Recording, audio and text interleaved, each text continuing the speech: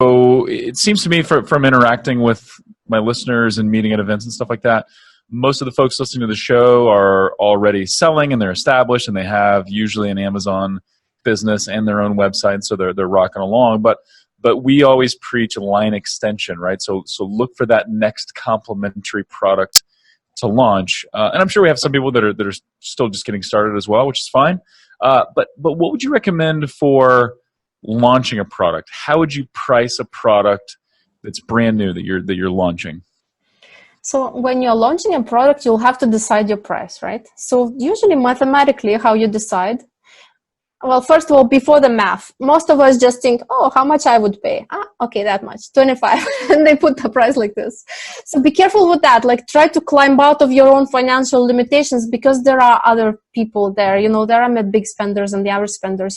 They could be people that think that 35 is not that much for that item. So don't limit yourself, first of all, with your own financial limitations box.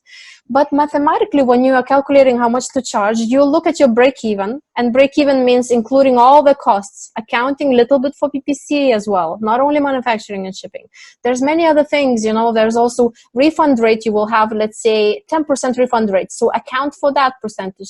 Coupons, you will enable 60 cents for each item. All of these things, So put that into your break-even calculation, and then add like 40% margin, because that's the average margin that private labelers are making. If you are wholesaler or reseller, it's probably about 10%. So depending on your situation, most of the time, probably the ones who are listening will be private labelers. So just add 40% to your break-even, and you will see your top price, that the dream price, and then the break-even price. So the biggest mistake that most people do is they start at the break-even price. They just, if it's $12.99, my break-even, and they just think, oh, I need to launch fast and quickly. I'm going to use $12.99 and they're going to sell like crazy. Well, not always. If everybody is $17.99 and you are $12.99, you'll be that cheap, low quality item nobody wants, and you are like switching up your strategy too much.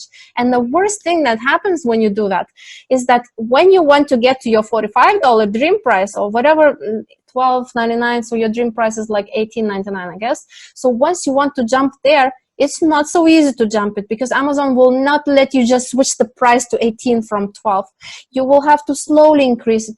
$1 maybe today, 1 week later another 50 cents, maybe another, and it's forever.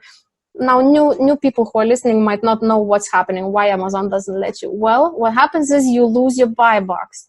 And how does that look like? Even if you are the only seller. What kind of a price change triggers that loss of buy box?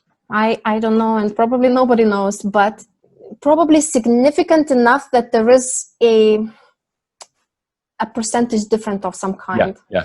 But it's very hard to say. So the only way to know is you switch the price by $1 up and check if you lost the buy box. And for those new people, the way it looks like when you're losing your buy box, it's instead of a yellow button add to cart, you will suddenly have the button see all buying options, and there will be no price anymore. And that means you lost your buy box even if you are the only seller. And that kills your conversions right away. Like, you're not going to sell that much anymore. So don't lose that buy box.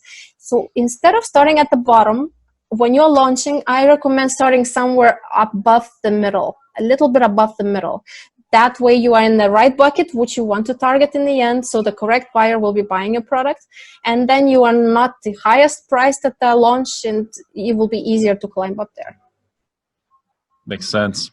So thinking about how my price appeals to the market I'm going after, and how my starting price now, how it relates to where I want to be priced for the long haul.